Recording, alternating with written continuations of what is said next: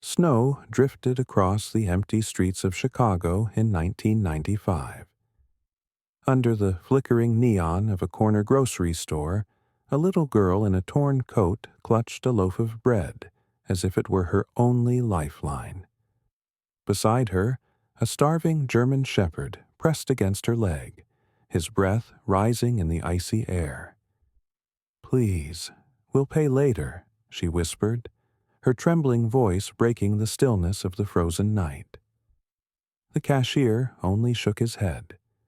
Just then, a man in a sharp suit stopped in his tracks. A millionaire, wealthy beyond measure, yet suddenly confronted by the raw truth of hunger and loyalty. What he did next would defy every expectation, and change not only the little girl's fate, but his own forever. The winter of 1995 in Chicago was merciless, the air sharp as broken glass and the streets dusted with a thin, gray snow that refused to melt. Outside the windows of a corner grocery store, the wind carried the smell of gasoline from passing cars and the faint hum of a city that never quite slept. Inside, under the flickering buzz of an old fluorescent bulb, a little girl of no more than 9 years old stood at the counter, her small hands wrapped tightly around a loaf of bread, as though it were the last anchor holding her in place. Her name was Anna Whitaker, though she had long stopped hearing it spoken with the warmth of family. She wore a threadbare coat, 2 sizes too small, its buttons missing, the sleeves frayed where the fabric had been chewed by time. Beneath it, her dress was faded to a color that no longer had a name, patched at the knees, and thin stockings clung to her legs, though they offered no defense against the cold. Her hair was chestnut brown, long and tangled, and it fell across her pale face, partially hiding a pair of eyes that were far too old for a child. They were wide, gray eyes, flecked with blue, eyes that carried a constant awareness of hunger and loss. Her lips were dry, cracked at the edges, and when she spoke it was with a voice that trembled more from fear than the cold. Beside her stood Ranger, a German shepherd no older than 3, though his body had been ravaged by neglect. His ribs pressed sharply against his dull fur, and one ear stood erect while the other bent slightly, the scar of an old wound that never healed properly. His eyes, dark amber and piercing, shifted constantly between the door, the counter, and Anna, a guardian bound not by leash but by love. Despite his weakened frame, there was a quiet nobility in the way he held himself, as though he believed it his sacred duty to shield the girl from the cruelty of the world. The cashier, Mr.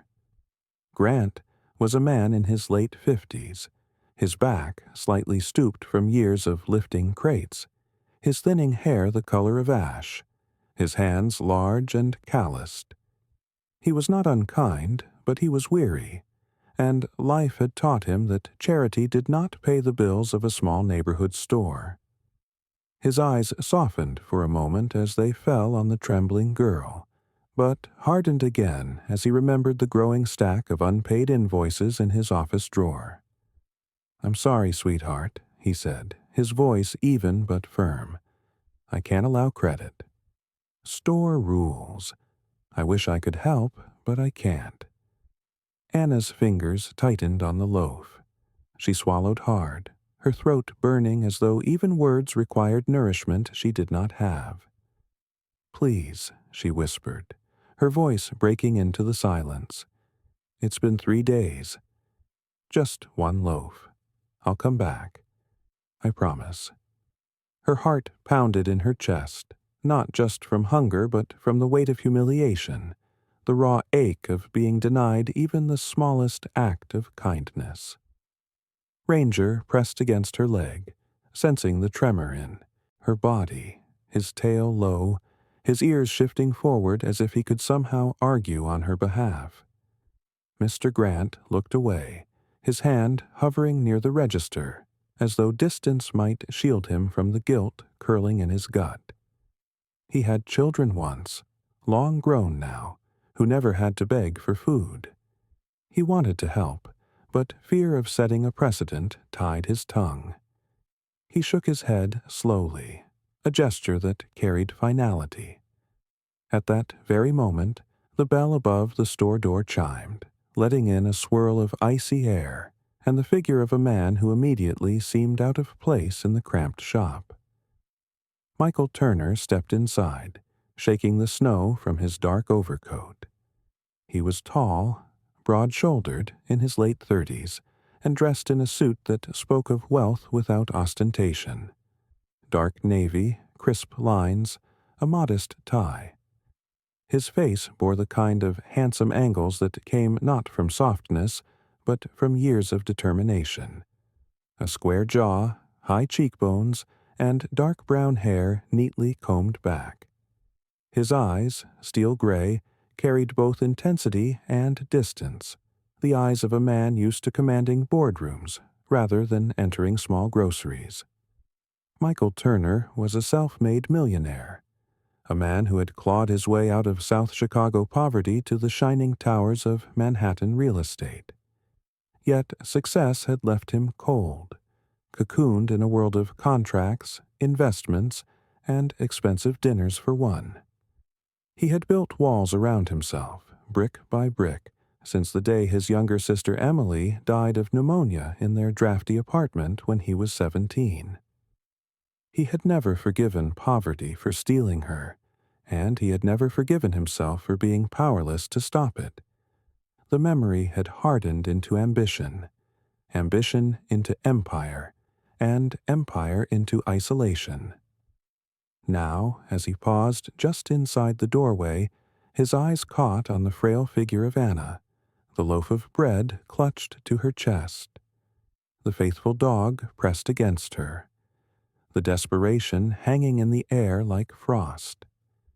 He heard her plea, soft and broken, echoing the same tone his sister once used when she whispered for medicine they could not afford.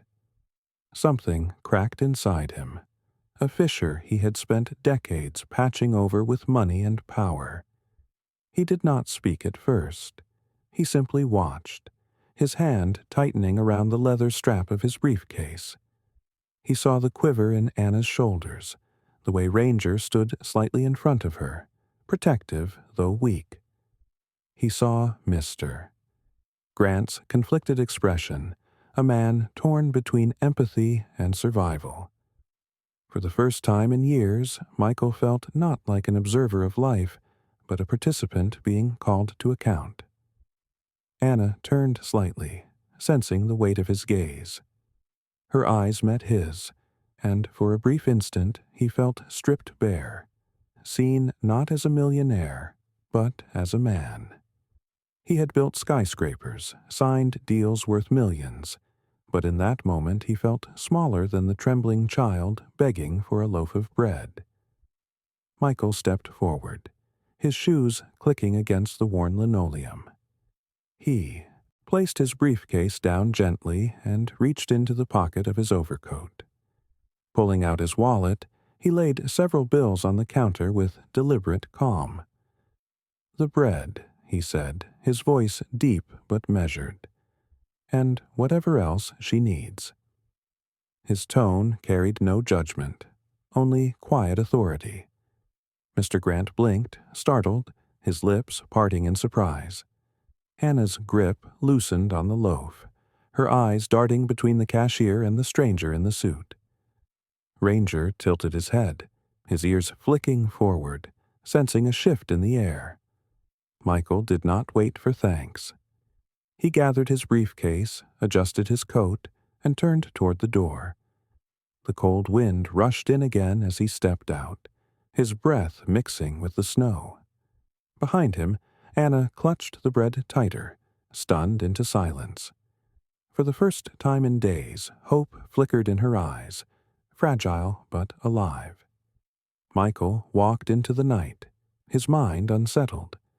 He had done what anyone with means could do, yet it felt different, heavier, as though he had just set something in motion he did not yet understand. The memory of his sister's frail hand returned to him, and he realized with a chill that Anna's voice had sounded almost the same. He pushed the thought away, but it clung to him like the cold, refusing to let go.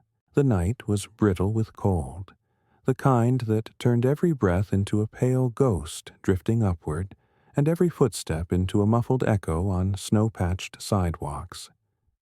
The street lamps hummed faintly, casting cones of amber light onto cracked pavement, and the city seemed to exhale a lonely sigh as Michael Turner walked away from the small grocery store. His shoes crunched against the ice, the collar of his dark overcoat turned up against the wind, yet nothing shielded him from the unease pressing heavily in his chest. Michael was a man many would call untouchable. At 38, he had built an empire in New York real estate, buying decayed blocks and reshaping them into gleaming monuments of steel and glass. He wore success with the ease of someone long accustomed to respect. His strong jaw clean-shaven each morning, his posture upright and commanding, his tailored suits impeccable, his gaze sharp enough to silence a crowded boardroom. Yet beneath the polished exterior lay scars invisible to the public. He had grown up in the working-class neighborhoods of South Chicago, the son of a steel worker who died too young from lung disease, and a mother who worked herself sick cleaning houses. But what truly carved him was the winter when his sister Emily fell ill at 13. The cold apartment, the empty bottles of cough medicine, the useless hospital bills, they all fused into a memory Michael carried like a stone in his gut. Emily's fragile voice pleading for warmth was the reason he vowed never to be powerless again. Success had become his shield, but that shield left him alone in penthouses high above the world. Now, standing in the freezing Chicago night years later, he had just witnessed a child begging for bread. It was a mirror he did not want to face. Anna's gray-blue eyes haunted him, a reflection of Emily's. And the dog, Ranger, thin but loyal, standing like a soldier before his small commander, had stirred something deep in him, something dangerously close to tenderness. Michael told himself he had done enough. He had paid for the bread. He had no obligation beyond that. Yet, as he walked toward the hotel where a private car awaited, his thoughts twisted into restless knots. Why had her voice cracked that way when she whispered? Why had she looked at him not with greed, but with a silent dignity? He could have turned away, but he knew already he would not. He slowed his steps deliberately, his eyes scanning the snow-dusted street. In the distance, under a street lamp, he caught sight of Anna again. She walked quickly, her coat flapping around her legs, the loaf of bread hugged against her chest like treasure. Ranger trotted beside her, head low, body tense, ears twitching with every sound. They were not heading toward any warm apartment or waiting family. They were moving toward the forgotten edges of the city where only shadows lived. Michael felt a pull he could not explain. It was not pity, not guilt, but something rawer, the need to understand. He followed at a careful distance, blending into the few pedestrians scattered along the icy sidewalks. His polished shoes slipped once on a patch of black ice, a reminder that he was far from his towers of polished marble. He noticed the way Anna walked, cautious yet purposeful, as though each step was mapped by necessity. She did not glance around nervously like a thief. She moved like someone who had long accepted invisibility. Ranger occasionally glanced back, his amber eyes sharp, but he did not bark. Perhaps he sensed something in Michael, not danger, but curiosity. The streets grew narrower, the shop fronts older, windows broken, bricks dark with soot. The neon lights of the downtown faded, replaced by boarded-up diners and rusting fire escapes. Michael felt the strangeness of being unseen. In his usual world, doormen opened doors, assistants announced his arrival, strangers noted his presence with practiced smiles. Here, he was no one, and strangely, it felt almost like relief. Anna turned down an alley, its mouth shadowed, snow piled against dumpsters. Michael hesitated at the corner, his pulse quickening. He should leave. This was no place for him, no business of his. Yet, when he peeked, he saw her small form push open the door of a derelict house, its windows shattered, its roof sagging under years of neglect. She disappeared inside with Ranger. The door closed behind them with a creak that echoed too loudly in his ears. Michael stood frozen, the wind tugging at his coat. His mind raced. He told himself he should go back to the warmth of his hotel, to the glass of bourbon waiting in his suite, to the documents that required his signature. But the image of Anna huddling in that ruin gnawed at him. A 9-year-old girl with nothing but a starving dog, surviving in a house barely fit for rats. His chest tightened with something like shame, though no one had accused him. The memory of Emily returned again, and this time he did not push it away. He leaned briefly against the brick wall, closing his eyes. He remembered the night Emily coughed until dawn, his mother weeping silently at the table because the medicine bottle was empty. He remembered promising his sister he would keep her warm, and failing. That failure was the foundation of his empire, but it was also the void at its center. When Michael opened his eyes again, snow was drifting steadily, settling on his shoulders, softening the hard edges of the street. He made a decision, not spoken aloud, not even fully admitted to himself, but it was there, steady as the cold in his lungs. He would not abandon Anna to invisibility. He would return. He would find a way to help without breaking what little pride she clung to. With that thought, he turned back toward the brighter streets, his steps heavy yet strangely lighter. For the first time in years, Michael Turner, the millionaire in the neat suit, felt less like an empire and more like a man. The morning broke pale and brittle, a thin layer of frost clinging to the sidewalks of Chicago, the air sharp with the bite of January cold. The city was stirring awake, delivery trucks rumbling down narrow streets, men in heavy coats stomping their boots at bus stops, and the smell of weak coffee drifting from corner diners. Michael Turner had risen early, yet not for business. He had dressed in a simple wool coat, less polished than his usual attire, and walked to the streets near the grocery store where he had seen the child. Something inside him urged him to return, as though the night had left unfinished business carved into his conscience. As he walked, his sharp eyes caught a trail imprinted into the thin snow. Small footprints, uneven and close together, paired with the distinct oval pads of a dog. They were fresh, pressed deep enough to show the weight of hunger and fatigue.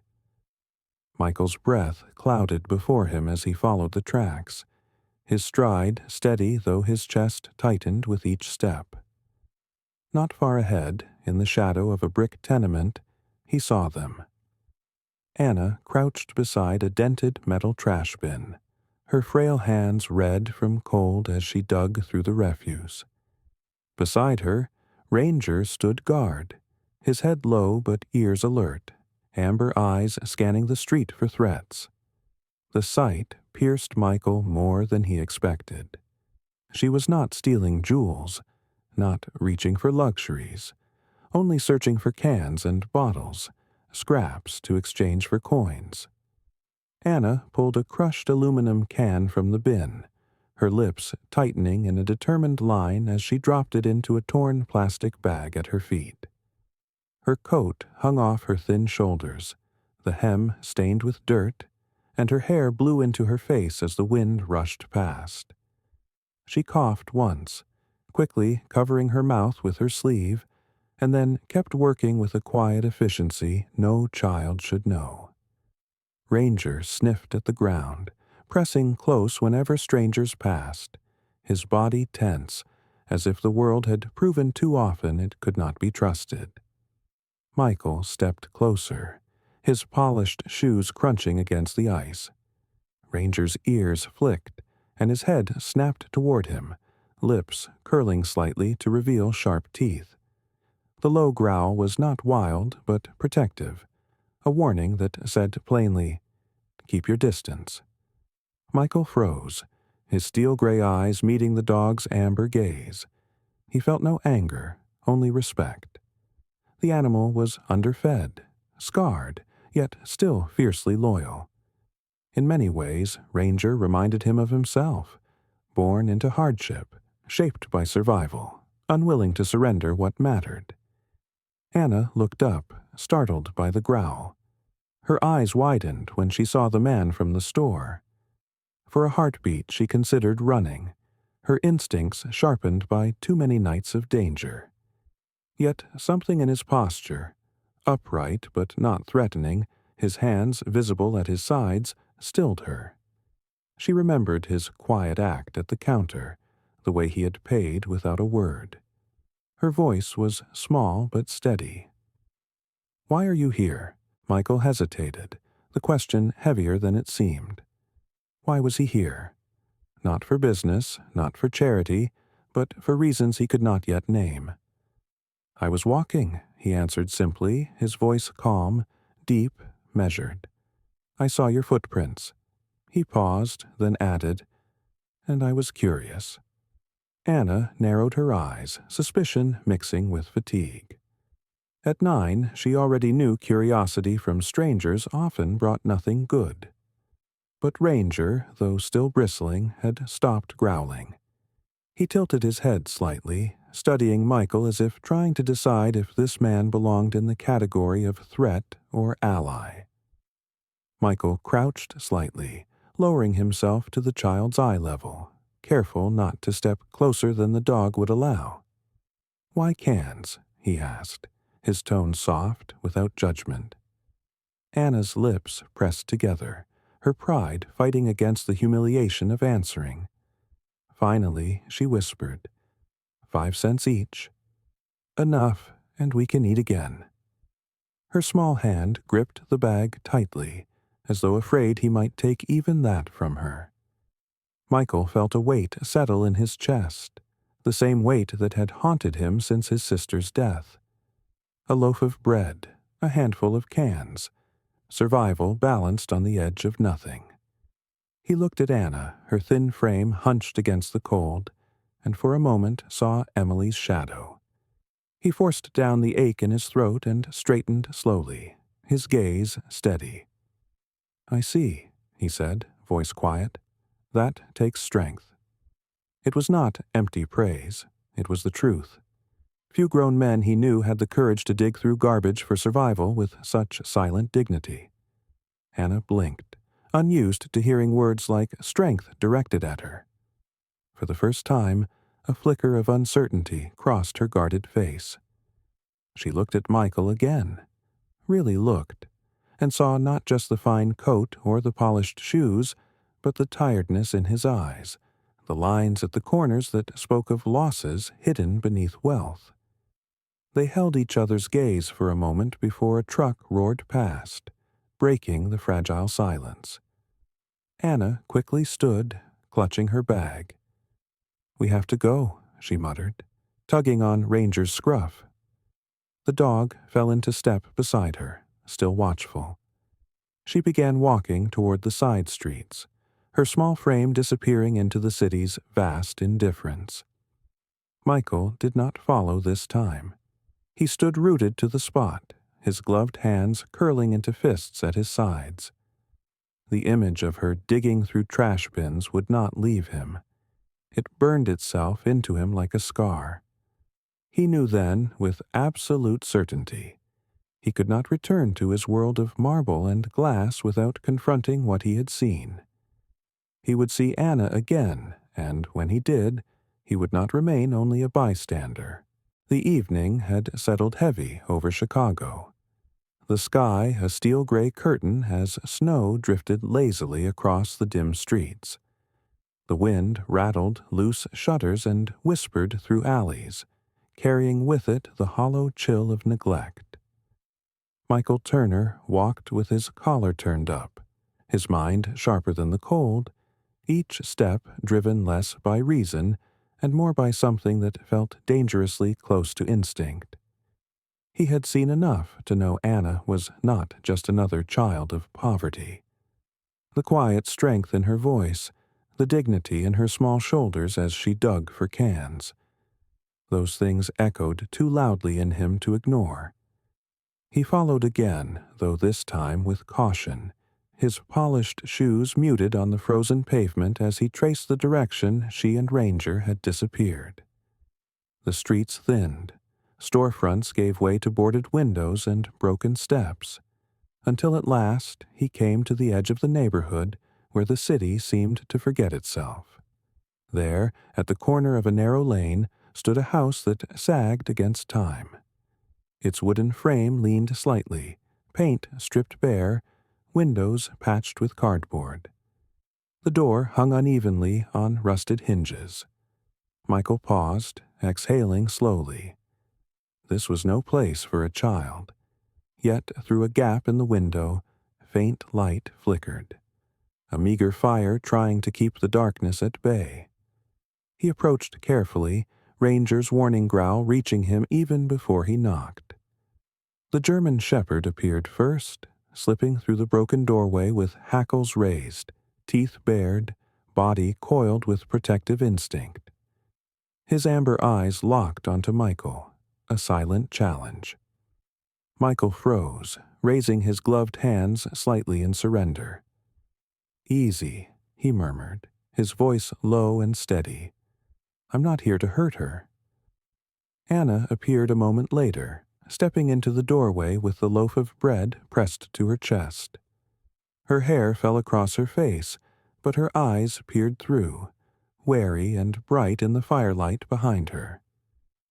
"Why are you following us?" she asked, her tone carrying more strength than her frail frame suggested.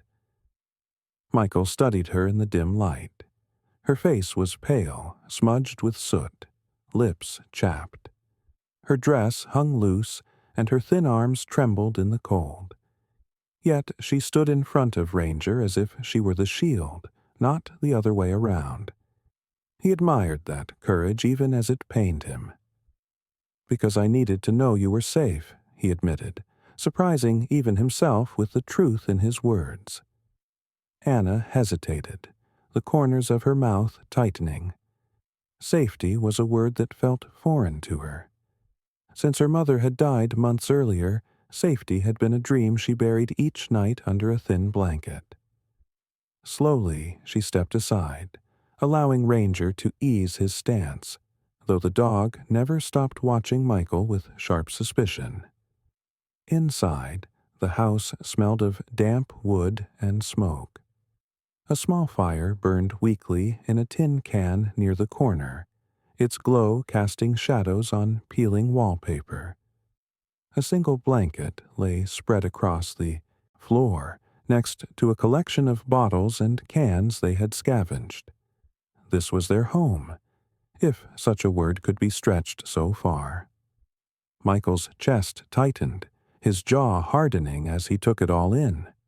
He had closed deals worth millions, but never had he stood in a place so stark, so honest in its poverty. Anna sat near the fire, tearing off a piece of bread to share with Ranger, who ate slowly, never taking his eyes off Michael. The girl finally spoke, her voice quieter now. "My name's Anna. This is Ranger. Mama's gone. It's just us now." The simplicity of her words struck like a blade. There was no self-pity in her tone, only the plain statement of a life stripped bare. Michael swallowed hard, a muscle twitching in his cheek. He wanted to say something, anything that could soften the weight of her reality. But words felt inadequate, clumsy against such truth. He simply nodded, lowering himself to sit on the creaking floorboards, keeping a respectful distance. His mind spiraled, tugged back to the memory of Emily's thin body, the same hollow cheeks, the same stubborn will to survive despite despair. Anna watched him with curiosity. Adults who came to places like this rarely stayed. They left coins or food at best, then vanished. But this man, with his neat coat and tired eyes, did not leave. His silence wasn't uncomfortable. It felt heavy, but not unkind. For Michael, sitting there was a revelation. He realized that empire and power meant little when faced with a single child clinging to survival, with nothing but a dog at her side. He saw the fragility of her world, and beneath it, the undeniable courage that had carried her this far. Something shifted inside him, a decision unspoken yet already certain. He would not allow this to continue. The fire flickered, shadows dancing on the walls as the night deepened. Outside, the wind howled against the broken boards, but inside, for the first time in years, Michael Turner felt the ache of human connection pressing against the walls he had built around himself. The night outside the abandoned house was ruthless, the temperature dropping to a cruel low, the snow driven sideways by sharp gusts that rattled broken boards and whispered through cracks in the walls. Inside, the fire had died down to weak embers, barely giving light, and the cold crept back like an unwelcome guest. Michael Turner had intended to leave before dawn, to step away before he grew entangled. Yet, as he sat near the broken wall, watching Anna and Ranger huddled beneath the thin blanket, something inside him refused to move. Anna had eaten little, just a few torn pieces of bread shared with Ranger, and had quickly fallen into a fitful sleep. Her small body shivered violently, her breath shallow, and every now and then a cough tore through her chest with a rasping sound far too harsh for a child. Michael noticed the heat radiating from her skin even across the small space. He leaned closer, concern tightening his features. He had seen this before. Pneumonia. It was the same illness that had stolen Emily from him decades ago.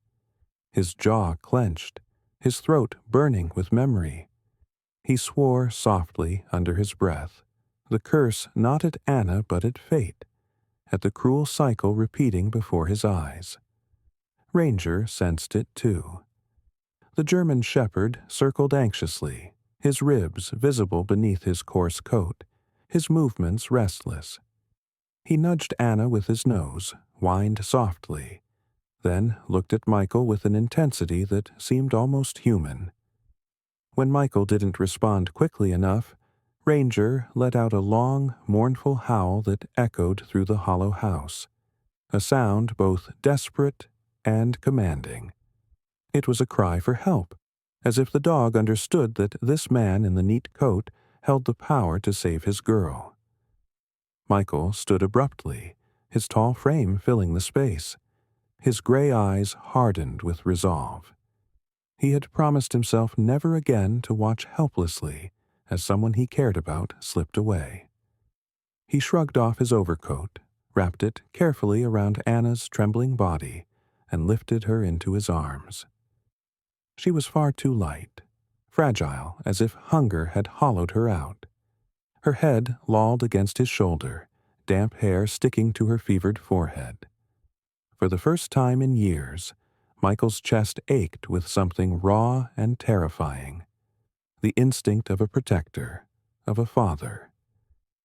"Stay close," he murmured to Ranger. The dog followed immediately, trotting beside him as Michael pushed open the warped door and stepped into the icy night. Snow whipped against his face, but he moved swiftly, long strides carrying them through the deserted streets. His polished shoes slipped once on the ice, but he tightened his grip, unwilling to let the child fall. Ranger kept pace, occasionally looking up with amber eyes filled with both fear and trust. The hospital stood like a fortress of light against the dark skyline, its glass doors sliding open with a sterile hiss as Michael strode in. The warmth inside hit him along with the stairs. A tall, sharply dressed man, carrying a ragged little girl wrapped in an oversized coat, followed by a half-starved German shepherd. It was a sight that froze the nurses at the reception desk. One nurse, a woman in her 40s with tightly pinned blonde hair and pale skin that showed years of fatigue, stepped forward. Her name badge read Nurse Collins. Her blue eyes narrowed, suspicion mingling with duty. "Sir, can I help you?" she asked, though her gaze lingered on Anna's dirty face and Ranger's ribs. Michael met her eyes with a steadiness that silenced doubt. His deep voice carried urgency. "The child is burning with fever. She needs immediate care. I don't care about the paperwork. I'll cover every expense. Just help her now." His tone left no room for argument, but beneath it was a tremor, the echo of fear. Nurse Collins pursed her lips, hesitated, then gestured to an orderly. A young man with dark stubble and tired brown eyes, wearing scrubs slightly too loose, rushed forward with a gurney. He introduced himself as Eric, his voice gentle despite his exhaustion. "Here, sir." "Lay her down. We'll take her to pediatrics." Michael placed Anna carefully on the gurney, his large hands lingering just long enough to brush damp hair from her face. Ranger whined again, trying to leap closer, but Eric stepped back nervously. "Dogs aren't allowed beyond this point," he muttered. Ranger's growl rumbled low, protective. Michael crouched, placing a steady hand on the dog's head. "Stay," he said firmly, his voice soft but commanding. Ranger hesitated, ears flicking, then sat back on his haunches, eyes locked on Anna as if refusing to blink. The gurney wheeled away, and Michael followed, his tall frame striding alongside until a set of double doors blocked his path.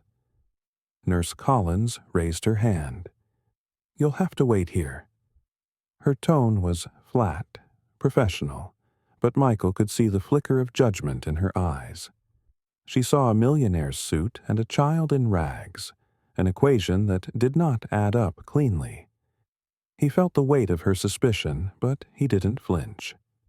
"Do whatever you must," he said, his voice hoarse, "but save her." He sank into a plastic chair in the waiting area, elbows resting on his knees, hands clasped tightly. His mind would not still. Images of Emily's face, pale and weak, collided with Anna's trembling form. He remembered holding his sister's hand as her breaths grew shallow, remembered the helpless rage that had forged the empire he built. But all the money in the world had not brought Emily back. Now, sitting under fluorescent lights that hummed overhead, Michael felt that old helplessness clawing at him again. Ranger lay at his feet, his head resting on Michael's polished shoe, eyes half closed but ears twitching at every sound. The gesture was unexpected, a silent acknowledgement of trust. Michael reached down and rested his hand on the dog's coarse fur. "We won't lose her," he whispered, though he wasn't sure if he was speaking to Ranger, to himself, or to the ghost of his sister. The minutes stretched long, each one carving deeper into him. He was a man who commanded skyscrapers, who signed contracts that shifted markets. Yet here he was, powerless, waiting. And for the first time in decades, Michael realized that perhaps this was what truly mattered. Not deals, not power, but the fragile beating of a child's heart in the next room. The gray light of dawn seeped through the hospital blinds, painting thin lines across sterile white walls and polished linoleum floors. Outside, the winter storm had quieted, leaving the city wrapped in a deceptive calm, but inside the pediatric wing the air was thick with antiseptic, the hum of machines and the subdued voices of nurses who had long grown accustomed to both suffering and survival. Michael Turner sat slouched in a hard plastic chair near the foot of the hospital bed, his tall frame awkwardly folded, his usually impeccable posture lost to exhaustion. His suit jacket was draped across the back of the chair, his tie loosened, his hair slightly mussed. The night had drained him, but his steel-gray eyes never left the girl lying in the bed. Anna's small body looked even smaller under the crisp white sheets, her face pale and glistening with fever sweat, chest rising and falling with uneven rhythm. An IV snaked from her thin arm, delivering fluids and antibiotics, while a monitor beeped steadily at her side. Ranger lay curled on the floor against the wall, his amber eyes half-lidded with fatigue but fixed constantly on Anna. The dog's ribs rose and fell as he breathed, his ears twitching at every sound in the hallway. He had refused to be separated from her, and though the staff had protested, Michael's firm insistence and a quiet donation to the ward had silenced objections. The shepherd stayed, his presence a silent guard as important as any medicine. Michael leaned forward, resting his elbows on his knees, his hands clasped tightly. He remembered sitting like this once before, decades ago, when Emily's life had slipped away in another cold hospital. That helplessness had never left him. Now, staring at Anna's fragile frame, the fear threatened to consume him again. He had built an empire to avoid weakness, yet here he was, stripped of control, praying silently that she would open her eyes. Hours passed before she stirred. A small movement at first, her fingers twitching, her head shifting against the pillow. Then her gray-blue eyes fluttered open, dazed and wary. She looked around, confusion clouding her gaze, until they landed on Michael sitting close by. Her body stiffened instantly, her small hand clutching at the blanket, pulling it up defensively. Fear returned in her eyes, sharp and immediate. "You took me here," she whispered, her voice hoarse from fever. "Are you going to send me away? To a home? To the place for children nobody wants?" Her words trembled, each one carrying the weight of nights spent overhearing whispered threats and stories told among kids like her. To her, hospitals were never just places of healing. They were thresholds to being taken away. Michael straightened, his chest tightening at the raw terror in her voice. He shook his head slowly, his gaze steady and calm. "No, Anna," he said, his voice low but firm. "I'm not here to take anything from you. Not you, not Ranger. I only want to help." She studied him carefully, suspicion etched into her young face. Her life had taught her not to trust easily. The memory of losing her mother, of adults turning their backs, of doors slammed and cold nights spent unseen. All of it screamed at her not to believe. Yet there was something in his voice, in the way his eyes held hers without flinching, that unsettled her defenses. He didn't look like the people who came and went with quick pity or cruel judgment. He looked steady. Ranger gave a soft huff, shifting his weight and laid his head on his paws. He too seemed to recognize the sincerity in Michael's tone, his tense body loosening just slightly. Anna's gaze flicked to her dog, then back to the man in the chair. She didn't answer, but the blanket lowered a fraction, her grip easing. The door opened, and a woman entered with a clipboard. Dr. Meredith Shaw was in her mid-40s, tall and willowy, with auburn hair pulled back in a bun that had loosened during the long night. Fine lines traced her fair skin, particularly around her green eyes, which carried the quiet patience of someone who had spent years working with children on the edge of life. She greeted Michael with a polite nod, then leaned over Anna, her voice gentle. "Good morning, sweetheart." "I'm Dr. Shaw. You gave us a scare last night." Anna blinked at her but said nothing. Dr. Shaw checked the IV, listened to her lungs with a stethoscope, and then straightened. "She's responding to the antibiotics," she told Michael. "The fever is breaking, though she'll need rest, good food, and care for at least a week." Her voice softened, but her eyes narrowed slightly with curiosity as they flicked over his expensive watch and tired face. "Are you her guardian?" Michael hesitated only a fraction before replying. "For now, I am what she has." The words came naturally, though they surprised even him with their certainty. Dr. Shaw studied him for a long moment, then nodded without pressing further. When the doctor left, silence filled the room again. Anna turned her face slightly toward the window, watching the faint light touch the glass. Michael watched her, resisting the urge to fill the quiet with promises she might not believe. Instead, he simply said, "I'll be here every day until you're better," and he was true to his word. Each morning, Michael returned to the hospital. He carried with him books, children's stories with colorful illustrations, though he sometimes found himself reading aloud more than Anna let on. He brought small meals, carefully chosen, knowing hospital food was often bland and insufficient. He even brought little things for Ranger, scraps of chicken, a blanket from his car, a rubber ball that the dog chewed with unfamiliar joy. Anna remained cautious at first. She listened without responding, her small hands folded tightly in her lap. But slowly the ice began to thaw. She asked questions, tentative at first, then bolder. "Why do you come back?" she asked one afternoon, her voice still raspy.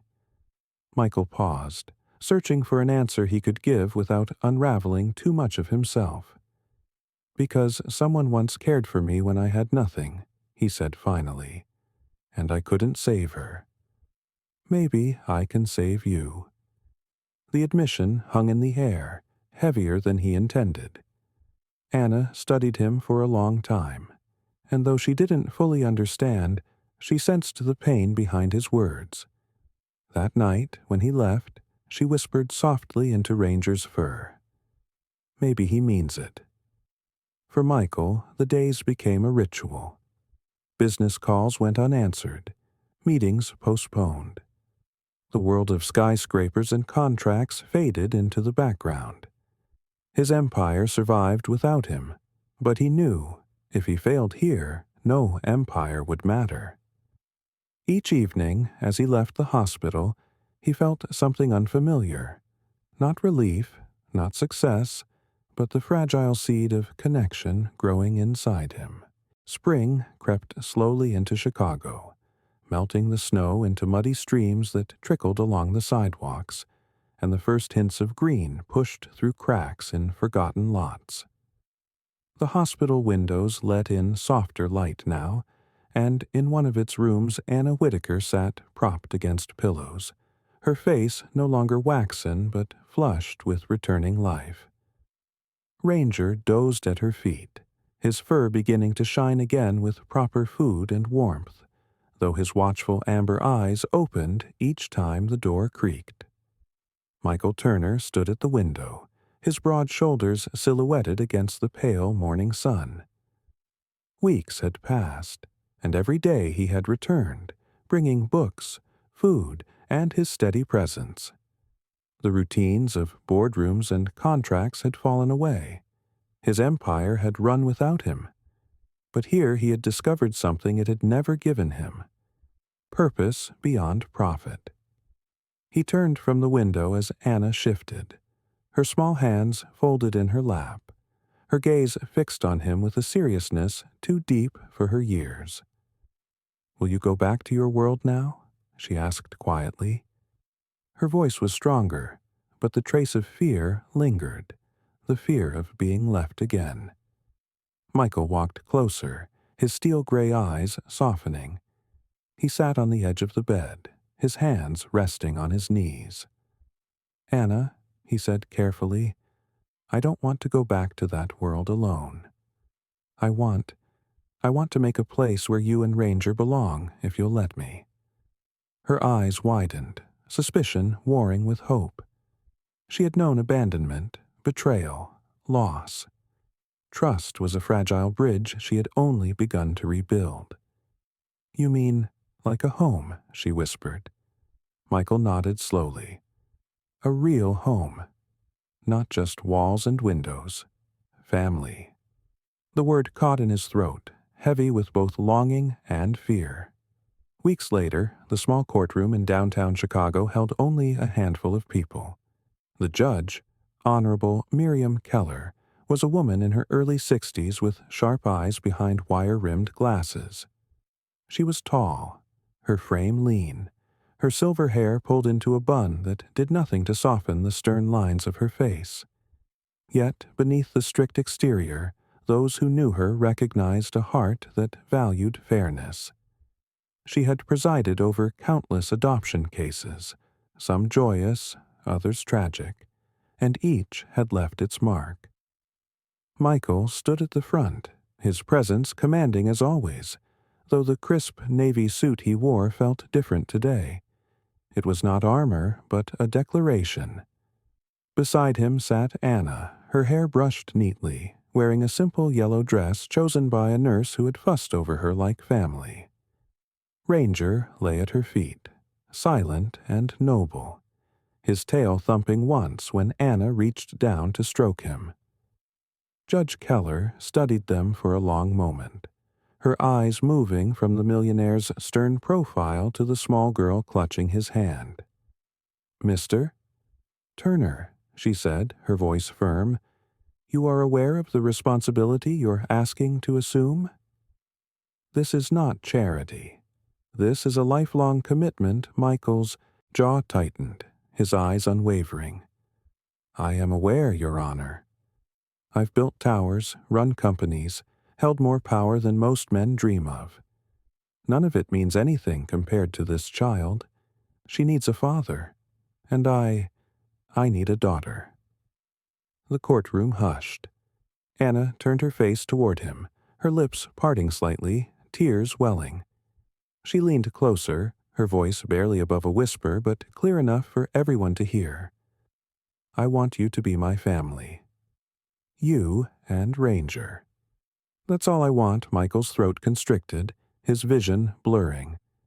He bent his head, nodding, unable to speak for a moment as his chest filled with something that was equal parts pain and joy. Judge Keller, her stern expression softening ever so slightly, raised her gavel. "Then it is so ordered," she said. The sound of the gavel echoed like a benediction. Anna squeezed Michael's hand, and Ranger barked once, a sharp, joyous sound that startled the silence into laughter. For the first time in decades, Michael felt the emptiness inside him fill, not with wealth or accolades, but with love freely given. That evening, when they stepped into Michael's penthouse, it no longer felt cavernous. Anna's laughter rang against the high ceilings, her small footsteps running from room to room. Ranger explored every corner, finally settling near the fireplace as though it were his rightful throne. Michael stood in the doorway, his lips curving into a smile that came not from victory, but from belonging. The empire outside still waited, but within these walls he had found what mattered most. Family was not inherited through blood, nor measured in wealth. It was chosen, fought for, and cherished. And as Anna curled up beside Ranger on the rug, whispering secrets into his fur, Michael knew that love had finally returned to his life, not as a deal struck, but as a gift from two souls who had nothing but gave him everything. Sometimes God's miracles arrive not in thunder or blinding light, but in the quiet form of a hungry child and a faithful dog who remind us of what truly matters. Michael Turner thought he had everything, yet it was in Anna's fragile hands and Ranger's loyal eyes that he discovered the gift money could never buy: love. In our daily lives, we often rush past moments where we might be the answer to someone's silent prayer. Perhaps the miracle they await is not distant. It could be us. A kind word, a helping hand, a heart willing to listen. These are the ways God works through us every single day. May this story remind us that family is not always bound by blood, but by the compassion we choose to give.